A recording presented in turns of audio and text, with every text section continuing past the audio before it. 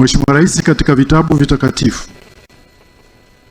tumeelezwa kule, tumesoma kisa cha Nabii Musa au Moses alipokuwa anatakiwa kuhama kutoka Misri kwenda nchi ya ahadi, kutoka kule utumwani.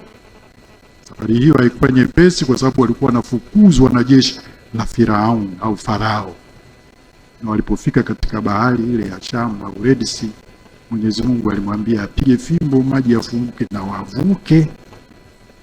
Na alipofanya hivyo maji yalifunguka na wakavuka. Lakini jeshi la Farao lilipofika katikati maji yakajifunga, wakafa wote.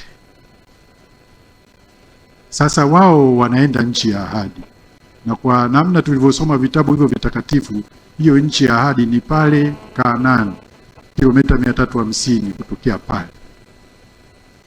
Lakini wao wamekwenda kufika huko kwa miaka 40.